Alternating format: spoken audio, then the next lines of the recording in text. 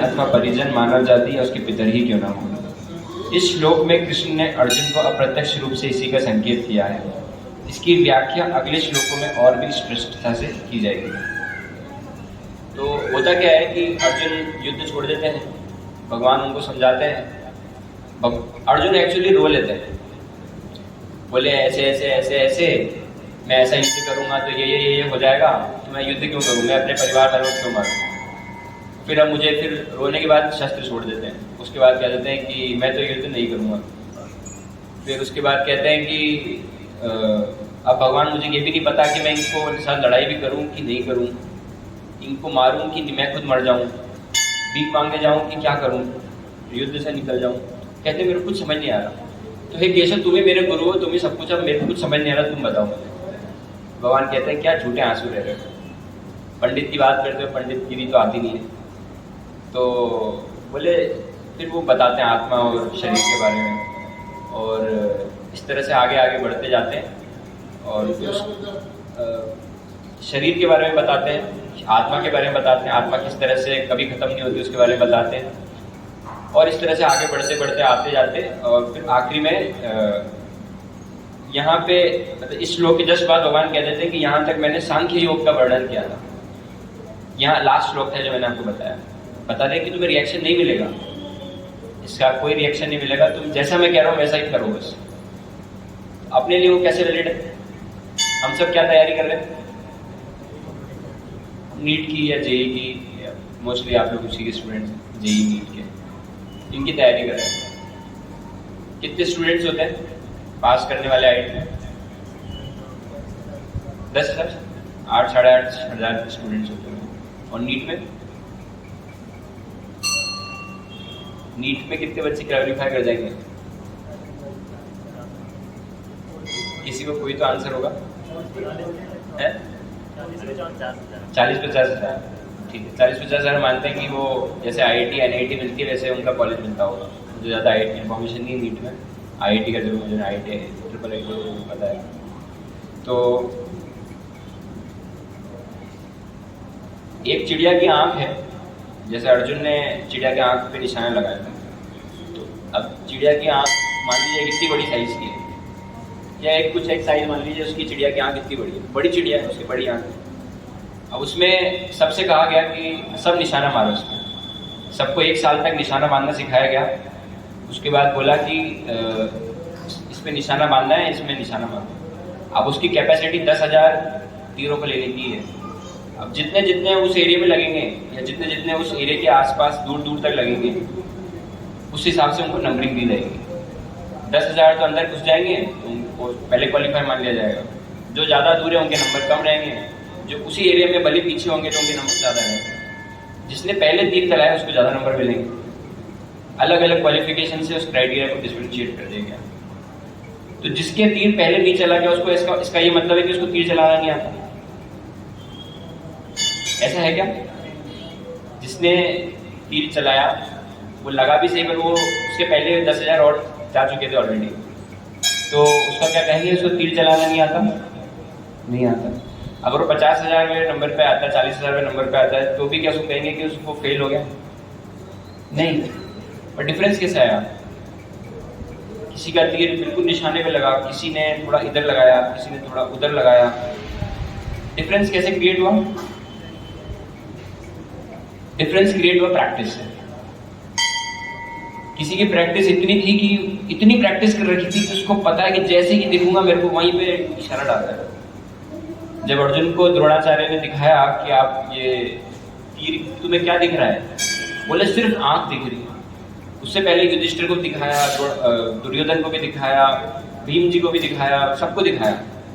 सबने, किसी ने कहा पेड़ दिख रहा है, किसी ने कहा पक्षी दिख रहा है, किसी ने कहा डाल दिख रही है, किसी ने कहा कुछ दिख रहा है। सबने अलग अलग चीज बताई, सबको हटा दिया द्रोणाचार्य। तो इसका क्या मतलब, वो बेकार हो गए सारे के सारे? ऐसा तो नहीं। अगर वो भीम नहीं होते, दुर्योधन नहीं होते, नकुल सहदेव नहीं होते, तो क्या अकेले अर्जुन युद्ध जीत देते? वो 5 पांडव थे, 5 की अलग अलग शक्ति थी। एक धर्मज्ञ थे, एक की शारीरिक शक्ति जबरदस्त थी, एक के अंदर दूसरे गुण थे, किसी के अंदर और गुण थे। अर्जुन के अंदर तीरंदाजी का गुण था। सबके मिलके क्या करा? पृथ्वी जीती। क्यों जीती? इस श्लोक में जैसा कहा भगवान ने, क्योंकि इसलिए जीती। क्या कहा? तुम्हें कोई पाप नहीं लगेगा। तो सिर्फ इसलिए डिफरेंशिएशन कैसे हुआ? प्रैक्टिस से। तो जरूरी नहीं है कि अगर हम ढीले हो जाते हैं या अगर नहीं कर पाते हम कमजोर हैं। पर इससे हमें क्या चीज समझ में आ रही है? अभी तो रिजल्ट आया नहीं है। अभी हमें उससे पहले चीज समझ में आ चुकी है कि इंपॉर्टेंस इसकी प्रैक्टिस की। प्रैक्टिस जिसकी जितनी ज्यादा स्ट्रांग होगी उसकी उतनी ज्यादा उसका उतनी जल्दी वो कैच कर पाएगा कहाँ हिट करना है। एग्जाम में से पेपर सब देते हैं, सबके पास ब्रेन है, आंख भी है, पेन भी है, सब कुछ है, टाइम भी है। Everything is same for everyone. एक साल भी दिया सबको, सेम था सब कुछ, सबने एफर्ट किए और फिर भी सबके नंबर बराबर नहीं आते। अभी भी नहीं आते और उस वक्त भी नहीं आते। तो ऐसा क्यों? प्रैक्टिस। तो प्रैक्टिस से पहले एक चीज है, प्रैक्टिस हमारी खराब क्यों होती है? हम प्रैक्टिस करनी तो कोटा है ना, अलग अलग चीज की प्रैक्टिस करना है। एक साल के लिए हम पूरा कोर्स पढ़ते हैं, कोर्स पढ़ने से बाद हमें मालूम पड़ता है कि हिट कैसे करना है। प्रैक्टिस तो करते हैं पर उससे पहले क्या अंतर कहाँ से आता है? कॉन्शियसनेस से। कॉन्शियसनेस से अंतर आता है कि नहीं आता? बताओ। हम क्यों भटकते हैं? किसी ने तीर इधर लगाया, किसी ने वहां लगाया, किसी ने थोड़ा लेट लगाया। लेट क्यों हुए? लेट के डाइवर्ट क्यों हुए? चेतना की वजह से। अगर उसकी चेतना बिल्कुल स्ट्रांग रहती तो वो उस जहां पे हिट करना है उसको पकड़ लेता पहले से और उसको हिट कर देता। इसका क्या मतलब हुआ कि what is differentiating between all of us? Result को हमसे क्या अलग कर रहा है? चेतना, कॉन्शियसनेस। हमारे शास्त्रों में 3 शब्द आते हैं चेतना के लिए। शरीर, वांग, मनोभिर। गीता में आता है एक श्लोक में। क्या बोला मैंने? वांग मतलब होता है वाचन, बोलना। शरीर शरीर होता है, शरीर वांग। मनो क्या होता है? मन, चेतना, कॉन्शियसनेस। ये तीनों मिलकर क्या डिफाइन करते हैं? कॉन्शियसनेस। कैसे? एग्जाम्पल, किसी योगी को देखा है वो सो रहा है और उसको सिद्धि मिल गई। लेटे लेटे उसने बहुत तपस्या करी और उसको सिद्धि मिल गई। मिल जाती है, एक दो कुछ है एग्जाम्पल ऐसे, पर वो भक्ति से मिलती है। पर योगा के ऐसे किसी एग्जाम्पल से आपको एग्जाम्पल है कि लेटे लेटे किसी को सिद्धि मिल गई हो? वो खा रहा है पूरे दिन और घूम रहा है मजे से आराम से, उसको उसके कार्य में सिद्धि मिल गई। ऐसा कहीं देखा नहीं किसी को? कोई एफर्ट नहीं करता, वो बस खाता है, घूमता है, ऐसे ही कुछ कुछ कर रहा है, उससे उसको सिद्धि मिल गई। ऐसा होता है? नहीं मिलता। तो उसको क्या करना पड़ता है? Seat straight. क्या करना पड़ता है उसको? सीधे बैठना पड़ता है। सीधे बैठने से क्या होता है? थोड़ा अलर्टनेस आती है। अलर्टनेस क्या होता है? थोड़ी कॉन्शियसनेस स्ट्रांग होती है। ऐसा नहीं होगा कि हम लोग पार पड़ जाएंगे या हमारा सब कुछ रिजल्ट अच्छा आ जाएगा। पर स्टार्टिंग कहाँ से हुई? बॉडी से। तो आज जैसे हम लोग हरे नाम करेंगे अभी थोड़ी देर बाद।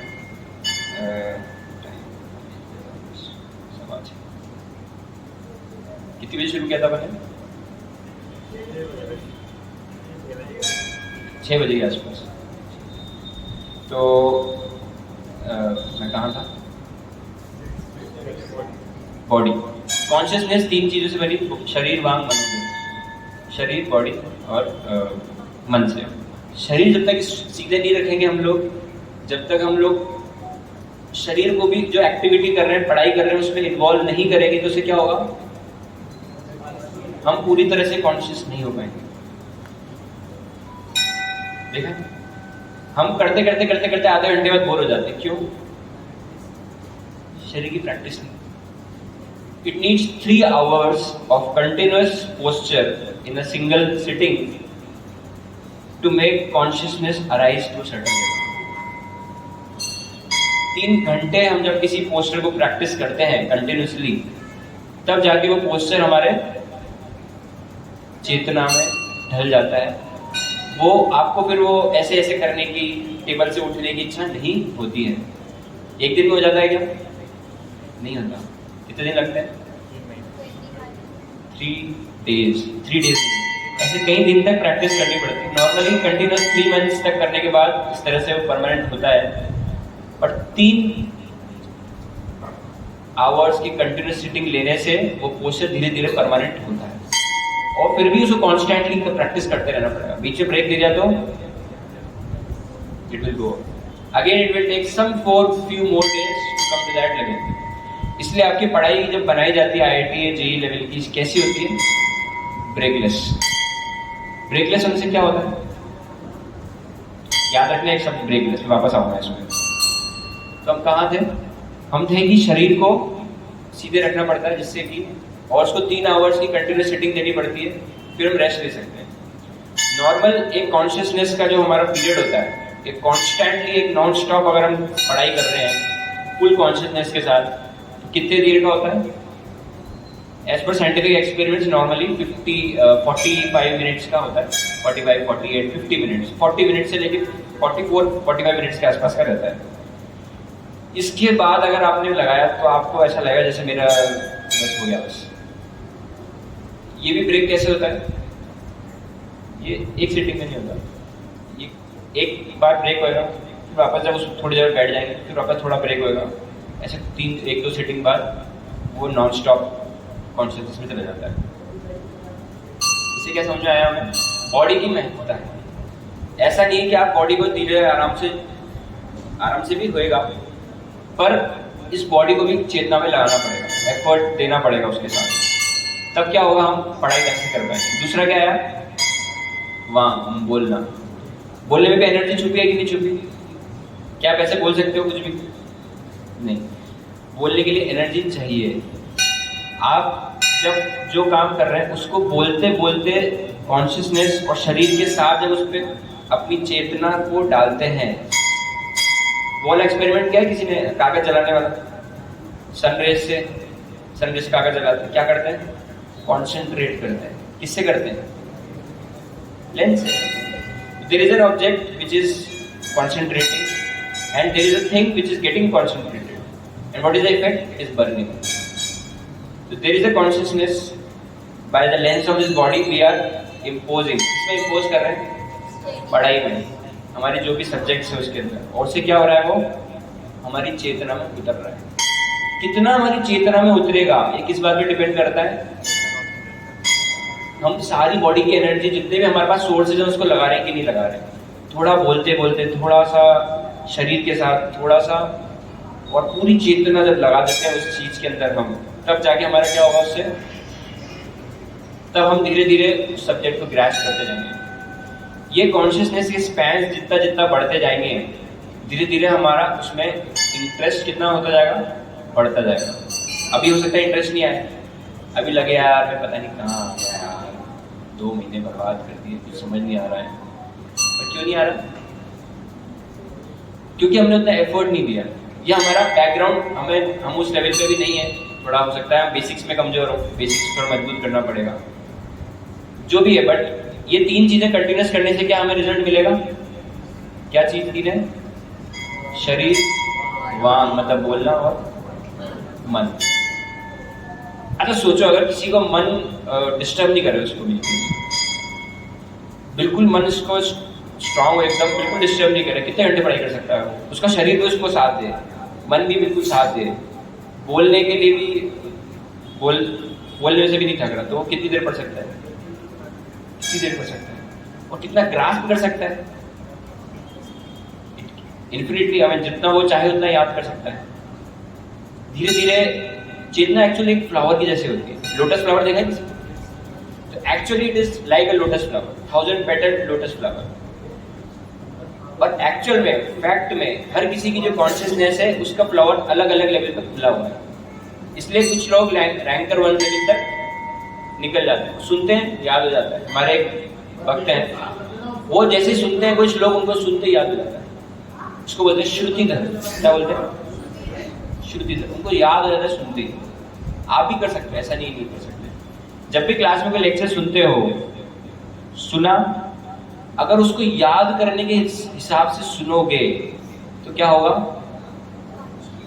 वो याद हो जाएगा। पर क्या याद ऐसे हो जाएगा? आपको कैसे मालूम पड़ेगा कि याद हो जाएगा? रिपीट, आगे क्या करना पड़ेगा? Repeat, recall. इसको भी याद रखना। मैंने एक अक्षर क्या बोला था, इसको मैं अपन वापस आएंगे क्या? ब्रेकलेस। दूसरा ये शब्द भी याद रखना, क्या बोला मैंने अभी जस्ट? रिकॉल। ब्रेकलेस और रिकॉल को हम बीच में फिर लेंगे, ठीक है? मैं भूल जाऊं तो याद दिला दूंगा। तो रिकॉल करने से वो क्या होगा, याद हो जाएगा। ऐसे मैं करता था क्लास में जब मैं आईआईटी की तैयारी करता था दोस्तों। तो वी यूज्ड टू रिकॉल। अगर कोई रिकॉल नहीं करेगा तो क्या होगा, जो भूला भूल जाएगा। कितना ही मेमोरी वाला हो, कितना ही उसकी कोई भी आर्ट हो, तीरंदाजी हो, चाहे whatever art you take, until unless he recalls। और ये कब जाके होता है, जब रिकॉल डीएनए में इम्प्रेग्नेट हो जाता है। आईआईटी में जो टॉपर होता है उसको देखते ही शब्द याद होता है कि इसका आंसर ऐसे सॉल्व करना है, करेक्ट? तभी तो वो उसी टाइम सॉल्व करने का टाइम तो उतना ही है, पर ये चीज उसका आंसर, ये सॉल्व करने का सॉल्यूशन है, कितनी देर में हिट हो रहा है उसको, इंस्टेंट। मैंने जब बताया कि 10,000 तीर उस आंख में घुस रहे हैं, इमीडिएटली जो पहले घुस जाएंगे उनका एडमिशन हो जाएगा। तो वो इंस्टेंटली कैसे हो रहा है? प्रैक्टिस से। और प्रैक्टिस किससे आ रही है? रिकॉल करने से। पर रिकॉल कितनी बार करा जाए कि वो डीएनए में एम्बेड हो जाता है? कितनी बार? सचिन तेंदुलकर 15,000 बार स्टार्टिंग में एक टाइप के शॉट को प्रैक्टिस करते थे, जब वो उनके डीएनए में इम्प्रेग्नेट हो जाता था। क्या हो गया? कितनी बार प्रैक्टिस की? 15,000 बार। और वो कौन सा था, एक जो फाइटर था, वो टॉम ली, क्या नाम था उसका, ब्रूस ली, वो एक किक कितनी बार प्रैक्टिस करता था? 10,000 टाइम्स। मतलब मुझे उससे डर नहीं लगता जिसने 10,000 किक जिसको आती है, मुझे उससे डर लगता है जो कि जिसको 10,000 बार एक ही किक प्रैक्टिस की। एक मेरा दोस्त है, वो आईआईटी में किसी कोचिंग में बड़ा टीचर है, टॉप लेवल पे। उसके स्टेटस में लिखा था, don't practice till you get the things correct.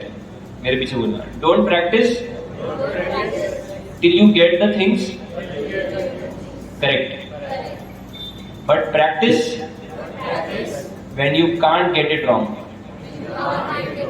क्या मतलब समझे इसे? प्रैक्टिस तब तक नहीं करनी कि मेरे को सवाल आ जाए कि कैसे सॉल्व करना है, नहीं। प्रैक्टिस इस लेवल तक करनी है कि सवाल गलत ही नहीं हो सकते। इसको मैं बोलता हूँ पॉकेट में रखना। एक चैप्टर पढ़ा वेव्स, एक चैप्टर पढ़ा sound, let's say electromagnetic, whatever, आपने कुछ भी पढ़ा, उसको इतना पूरा तरह से घूंट लो, इसको हर तरह से, इधर से इस एंगल से, उस एंगल से, इस एंगल से, नीचे से ऊपर, नीचे, हर तरह से किस तरह समझना, इस तरह से देखना, पीछे से देखना, आगे से देखना, इस सवाल से क्वेश्चन, क्वेश्चन से सवाल, इस तरह से हर एक थ्योरी, पार्ट, फॉर्मूले इस तरह को रट लेना कि वो फिर आप उसको जेब में रखने हैं। 7 साल भी बाद भी बोलोगे तो याद रहेगा। थोड़ा हो सकता है पढ़ना पड़े, पर याद रहेगा, भूलूंगा नहीं अब कभी। क्या सारे सब्जेक्ट हमारे को याद रहते हैं एग्जाम देते वक्त? नहीं। आज हमने 11th पढ़ी, हम उसको भूल गए, 12th में आ गए। हमें विश्वास है, क्या है? विश्वास है कि 12th के एंड में जब मैं रिवीजन करूंगा तो मुझे 11th का सिलेबस याद हो जाएगा। पर क्या ऐसा होगा? ऐसा नहीं होगा। अगर ऐसा होता तो सब लोग टॉपर नहीं जाते। तो there is a place for a topper, there is a consciousness required for those things. Hit कहां से? सारा चीज पॉकेट में रखना। ध्यान क्या रखना है? कुछ भी चीज पढ़ना है उसको क्या करना है? पॉकेट में डालना है। भले ही एक टॉपिक हम छोड़ दें, पर हमें क्या करना है? जो भी पढ़ रहे हैं इतना स्ट्रांगली पढ़ना है कि पॉकेट में डालना है। किसी भी एंगल से कुछ भी पूछ ले कोई उसके अंदर, we can hit, but instantly. कैसे करना है? इंस्टेंटली क्या करना पड़ेगा? प्रैक्टिस। How many times? मैं कह रहा था ना, डीएनए में कब इम्प्रेग्नेट हो जाएगा वो चीज? इतनी बार बोलना पड़ेगा। हिंट दे रहा हूं आपको जस्ट नंबर के लिए। रैंडम नंबर है, एक नंबर उसके नीचे हिडन है, पर जब when you do a particular thing 125 130 times plus एक साथ, तब वो आपके डीएनए में एक साथ उतर जाएगा। समझ आए? रिकॉल करने का टाइम क्या होता है? इसमें एक बहुत अच्छा था, टाइम तो बहुत कम है हमारे पास, नहीं तो कितने घंटे बोले जा सकता है। तो रिकॉल करने का टाइम क्या होता है बेस्ट? हाँ, सुबह का टाइम। जस्ट टाइम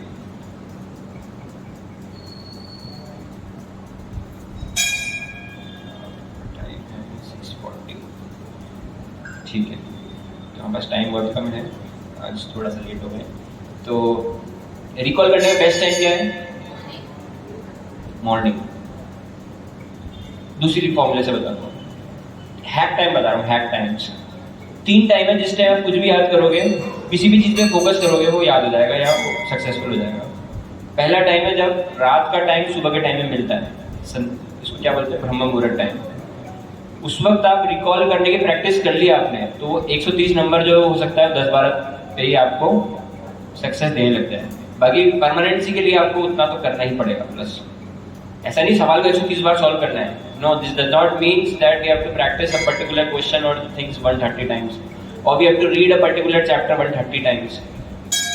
बट फॉर्मूले तो करने पड़ेंगे। अगर याद करना है तो इस नंबर से प्लस करोगे एक साथ, और जब सारे फॉर्मूले एक साथ जब एक ही चैप्टर की तरह से कर लो, ये याद रखते हुए कि जेई किस तरह के क्वेश्चन पूछता है या नीट किस तरह के क्वेश्चन पूछता है, तो वो परमानेंट हो जाएगा। And then you can recall in the morning for few days constantly, तो वो नहीं भूलोगे।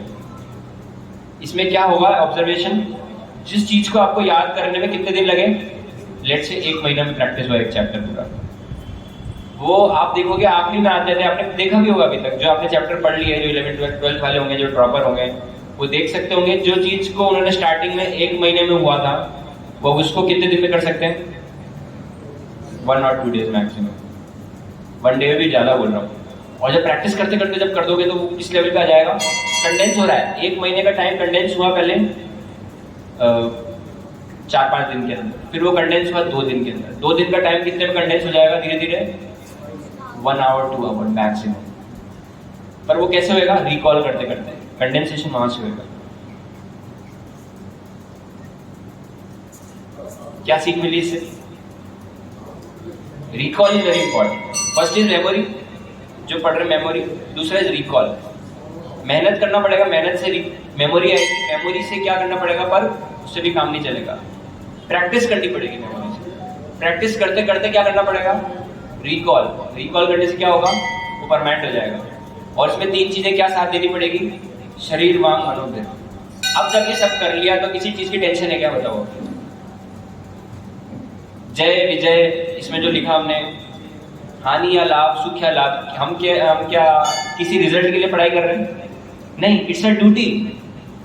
अर्जुन को भगवान ने क्या बोला? यहां तो ये बोला है, ऑर्डर दिया एक तरह से, युद्ध करो। अपना युद्ध क्या है? हम यहाँ किस लिए आए? कोटा में पढ़ाई करने आए। क्या करना पड़ेगा हमें? उसके लिए मेहनत करनी पड़ेगी। और एक चीज बहुत इंपॉर्टेंट से ध्यान रखना, मैंने कहा था ब्रेकलेस बीच में। ब्रेकलेस क्या होता है? अब मैं आपको बताता हूँ। इंस्टाग्राम रील्स कितने टाइम देते हैं हर कोई? मिनिमम टाइम नहीं देते इंस्टाग्राम फेसबुक पे? 15 मिनट तो डेली देते होंगे। कौन है ऐसा जो कह सकता है कि मैं नहीं देखता या नहीं देखती? इंस्टाग्राम, फेसबुक, ट्विटर कुछ नहीं देखते? अच्छा, यूट्यूब कौन नहीं देखता? यूट्यूब तो देखते हैं सब लोग। नहीं देखते 2 लोग एक्सेप्शनल, 99% नहीं देखते हैं। No, you know what is this YouTube and other things, Instagram and all those things? We are a product for them. जब किसी देश को बर्बाद करना हो तो उसको पता है क्या तक करना होता है? बहुत सिंपल है। उनके जो लोग हैं उनको ऐसी आदत डाल दो जिसमें कि वो छोड़ नहीं पाए। लोहा देखा? लोहे को अगर चेंज करना है शेप, कैसे देते हैं शेप उसको?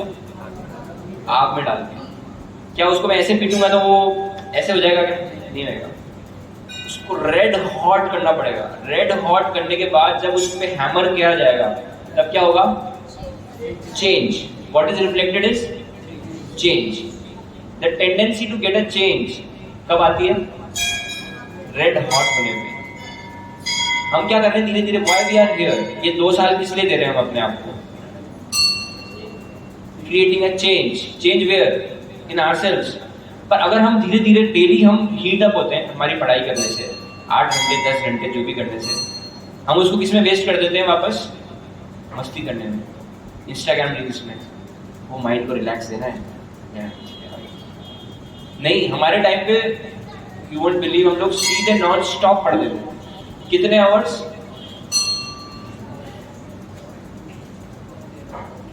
जब तक कि होमवर्क कंप्लीट नहीं होता है। बंसल क्लासेस में बंसल सर ने एक बार बोला था हमसे कि हो सकता है कभी कभी तुम्हें नहीं सोना पड़े पूरे दिन 24 घंटे, पर one thing you should ensure, क्या? होमवर्क कंप्लीट होना चाहिए। डेली का डेली अगर होमवर्क कंप्लीट होता रहेगा, हो सकता है 70 दिन में से 4-5 दिन बिना नींद के चले जाएं पूरे के पूरे दिन, और वो जो कॉन्फिडेंस आएगा तुम्हें उससे, वही पार कर पाएगा। ब्रेक दे दिया अगर बीच में तो क्या होगा? हीट चली गई वापस, ठंडा हो गया वापस। मस्ती करने चले गए, एक दिन बाद 12 घंटे पढ़ लिया, अरे यार अब बस चलो चौपाटी से खाना खा के आते हैं, जो भी आप लोग करते हो मुझे नहीं पता, वीडियो गेम खेल लेते हैं, कुछ 15 मिनट मम्मी से बात कर लेते हैं, जो भी XYZ। हमारे पास फोन नहीं था, कोटा में रहते थे। कोटा में रहते हुए, घर होते हुए भी हम लोग एक कमरा लेके अलग से बाहर पढ़ते थे। किस लिए पढ़ते थे? नो डिस्टर्बेंस, कोई फोन नहीं होता था। घर, कोचिंग, खाना खाने जाते थे घर से, 5-10 मिनट टहल लिए, अदरवाइज सीधे कोचिंग भागते थे, वापस आते होमवर्क करते थे, होमवर्क निपटा के वापस पहुंच जाते थे। क्या होगा इससे? चेंज। चेंज कब होगा? हीटिंग करने से। हीटिंग कब होगी? जब कॉन्स्टेंटली एक ही तरह का काम जब बार बार रेगुलरली नॉन स्टॉप करते रहेंगे, तब क्या होगा? चेंज। उसको ठंडा मत होने दो अपने हीटिंग को। ये जो ब्रेन को हीट कर रहे हैं कॉन्स्टेंटली, हम लोग धीरे धीरे धीरे धीरे धीरे धीरे धीरे इन बिजनेसमैन टाइकून्स जो कि यूट्यूब इंस्टाग्राम की जो बिजनेस आइडियाज देने वाले हैं, इनको अपने आप को प्रोडक्ट मत बनने दो। Don't become a revenue for them. जो लोग रील्स बनाते हैं एक्चुअली उनको इतना टाइम नहीं रहता कि वो व्हाट्सएप या आपका फेसबुक यूट्यूब वगैरह देख सके। Don't waste time with your friends. Friends ऐसे रखो जो सुबह 4 या 4:30 बजे उठ सके, खुद भी उठो, दूसरों को वो भी उठे, और हेल्प करो। एक और हैक बताता हूँ आपको। टॉपर थे हमारी क्लास के, उस मतलब बंसल के उस वक्त, वो क्या करते थे, 1 घंटा है ना संडे को सोशल वर्क करने जाया करते थे। हमें समझ नहीं आया, मुझे बहुत सालों तक समझ में नहीं आया। हमारा होमवर्क कंप्लीट नहीं हो पाता, वो लोग घूमने चले जाते हैं। कैसे चले जाते हैं समझ नहीं आया। बाद में मुझे समझ आया इट्स अ हैक। हैक क्या है? We have all planetary organisations. सबके अपने अपने क्या है?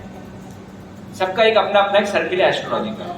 जिस मुहूर्त में पैदा हुआ है वहां से हमारा एक्चुअली में बहुत कुछ फैक्टर ऑलरेडी डिसाइडेड हो चुके हैं ऑलरेडी। वो किस लिए होते हैं? वो उसकी क्योंकि हमारी इच्छाएं होती है, हमारे कर्म वैसे होते हैं, इसलिए वो हमारे जो रिजल्ट आते हैं उसके बेसिस पे होते हैं। करेक्ट मानते हैं सब लोग, जैसा हम कर्म करते हैं वैसे हमें रिजल्ट मिलता है। कुछ पुराने भी चीजें उसमें इम्पैक्ट करती है। अब अगर उसको चेंज करना है तो क्या करना पड़ेगा? बहुत सिंपल हैक है, यू सर्व अदर्स। ये ग्लोबल फिलॉसफी है। इस वर्ल्ड में अगर चाहे साधु हो, चाहे किसी भी तरह का कोई भी फिलॉसफी हो, अगर उसको भला हो रहा है, उसके पीछे एक रीजन मिलेगा कि वो क्या? सोसाइटी का भला कर रहा है। सोसाइटी भला कैसे कर सकते हैं? जैसे आप लोगों के लिए बहुत सिंपल, आप अपने फ्रेंड्स की हेल्प करो, अपना टाइम बर्बाद करके नहीं।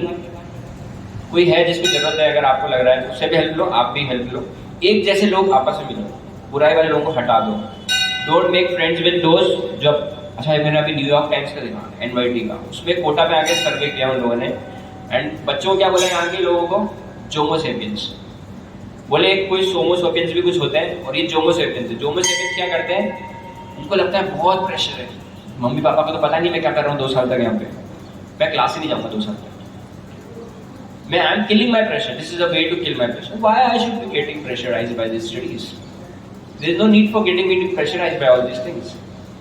मैं बन जाऊंगा जोमोसेपियंस। उसका फुल फॉर्म है जोमोसेपियंस। क्या फुल फॉर्म है? आप डाल देना गूगल पे NYT कोटा डाल के, तो वो लोग क्या करते हैं, इस तरह के लोग, वो खुद तो बर्बाद होते ही हैं, और जो दोस्त, अरे यार तू क्या करेगा संडे को यार, आजा मेरे साथ अपन मस्ती करने चलेंगे यार, अरे आज वहाँ पे बारिश का मौसम है, पिकनिक स्पॉट है वहाँ पे कोटा के आसपास है, वहाँ चलते चलते, अरे अभी आज पिक्चर देखने चलते हैं, गदर 2 लगी आज चलते हैं। What are these time lapses? ये नहीं करना इस 2 साल के अंदर। एकमात्र एक ही टाइम है जब आप जैसे लोग एक साथ, एक ही बुद्धि के लोग यहाँ पे हैं। इसके बाद सब क्या होगा? डाइवर्ट। कॉलेज में चले जाएंगे, कॉलेज में प्लेसमेंट हो जाएंगे, प्लेसमेंट के बाद सब अपने लाइन में चले जाएंगे, बिजनेस कोई कंपनी में चला जाएगा, कोई कंपटीशन किसी के साथ कर पाएगा? कोई एक्चुअली मेरे जो फ्रेंड्स हैं, जो यहाँ के जो टीचर्स हैं, जो जितने भी पास आउट्स हैं, उन सब का एक एक्सपीरियंस है, जितनी पढ़ाई, ब्रेन का डेवलपमेंट कोटा में हम लोग ने कर सके, जितनी तपस्या कोटा में कर सके, आज तक ऐसी कोई पढ़ाई नहीं देखी जिसमें इसका दिमाग लगाना पड़े। This is not just my experience, this is all the toppers experience. और ऐसा नहीं कि हम सिर्फ IIT में जाने सक्सेसफुल बनेंगे। फल सिर्फ एक तरह का नहीं आता कि आम का ही फल आता है, आम का भी फल आता है, पाइनएप्पल भी आता है, बहुत तरह के फल आते हैं, और कुछ ऐसे फल होते हैं जो इस कंट्री में नहीं मिलते, वो उस कंट्री में मिलते हैं। कीवी, पता नहीं कौन कौन से अलग फ्रूट्स आते हैं, जैक फ्रूट इंडिया में मिलता है। तो इस तरह के बहुत सारे फ्रूट्स हैं, तो एक ही फ्रूट नहीं है, ऐसे बहुत सारे फ्रेंड्स में। एक एग्जाम्पल क्यों बता रहा हूँ, ताकि यू बिकम मोटिवेटेड। कुछ बहुत सारे फ्रेंड्स हैं NIT करी, NIT के बाद आज IIMs हैं, बड़ी बड़ी कंपनी रन कर रहे हैं, फॉरेन में सक्सेस है। बहुत सारे जो इंडिया में काम कर रहे हैं, कुछ ऐसे भी जो 70 रैंक लाने के बाद भी इंडिया में नॉर्मल एक रैंक नौकरी करके संतुष्ट है। कुछ ऐसे भी जो स्टैनफोर्ड में अभी प्रोफेसर है, उनकी रैंक 1 टाइप के आए थे। और कुछ ऐसे भी जो आज तक रिसर्च में ही है, 40-35 साल के होंगे, 32 साल के होंगे, पर अभी भी रिसर्च में ही है, वो कुछ नहीं करना, उनका जिंदगी रिसर्च है। कुछ लोग रॉकेट साइंस में चले गए, उसके बाद कैरियर डाइवर्ट कर, कुल मिला के there are many scopes in the world. कुछ ऐसे भी थे जो बहुत प्राइवेट कॉलेज से निकले हुए थे, पर वो आज they are running a companies which are covered by Forbes, NYT and other things. मुद्दा क्या है? मैंने एक शब्द बोला था ब्रेकलेस, और दूसरा क्या बोला था? रिकॉल तो मैंने बता दिया, और ब्रेकलेस मैंने बता दिया। This breakless is very important. 2 साल तक सिर्फ मेहनत कर लो ब्रेकलेस की। जय विजय पराजय कुछ नहीं देखना, क्या होगा, सुख या दुख, किससे डिस्टर्ब नहीं होना। पढ़ाई में सुख हो रहा है, दुख हो रहा है, क्या होगा मेरा, क्या नहीं होगा, इस सोचने में कुछ टाइम वेस्ट नहीं करना। क्या सीखा हमने भगवत गीता से? इस तरह के सीखे। ऐसे और भी हैं। इसमें एक और हैक बताता हूँ। भगवत गीता में भगवान ने 2 जगह बोल रखा है, जो इस बात को मानेगा उसका एंडेवर परफेक्शन को मिल जाएगा। सब चाहते हैं हमका एंडेवर परफेक्शन को मिल जाए। उसका एक श्लोक नंबर है 15.20 और एक है 3.30 और 15.20 में भगवान ने बताया एंडेवर ऑफ परफेक्शन का फॉर्मूला क्या है। बहुत सिंपल फॉर्मूला है। अगर कोई कृष्ण भगवान को भगवान मानता है, पूर्ण पुरुषोत्तम भगवान, तो his Endeavour will be perfect. Simple है? सिंपल नहीं है एक्चुअली, बट आप अभी तो यही मान सकते हो। भगवत गीता में ऐसे लिखा है तो हम मान लेते हैं, कुछ सोचने की जरूरत नहीं है। अगर अर्जुन ये अपना बुद्धि लगाता जो भगवान कह रहे हैं उसमें कि युद्ध करो उसमें, तो अर्जुन क्या युद्ध जीत पाते? नहीं। सब कुछ भगवत गीता सुनने के बाद अर्जुन का लास्ट स्टेटमेंट भगवत गीता में जो रिकॉर्डेड है वो ये है, करिष्ये वचनम तवः। क्या है? बोलना मेरे पीछे। क्या मतलब है इसका? भगवान आप जो बोलोगे वो मैं करूंगा। इससे पहले क्या बोला उन्होंने? मेरा मोह नष्ट हो गया है, मेरे को स्मृति आ गई है, मेरे संदेह दूर हो गए हैं। अब आप और मैं अपनी यथा स्थिति में पहुंच गया हूं। अब आप जो बोलोगे वैसा मैं करूंगा। समझ आया आपको क्या करना है? 2 साल तक नो बैड फ्रेंड्स, एसोसिएशन अच्छा रखना है। अगर है तो उनको समझाओ, नहीं समझ सकते चेंज फ्रेंड्स। अपना पढ़ाई फोकस करो। माँ बाप ने कहीं लाखों रुपए और कई पूरी जिंदगी कमाई आपके पे लगा रखी। Mostly we are all middle class families, we should respect, that is our duty. Military की तरह रहो ड्यूटीफुल में, और मिलिट्री की तरह ही डिसिप्लिन मेंटेन करते हुए ये पढ़ाई करना है।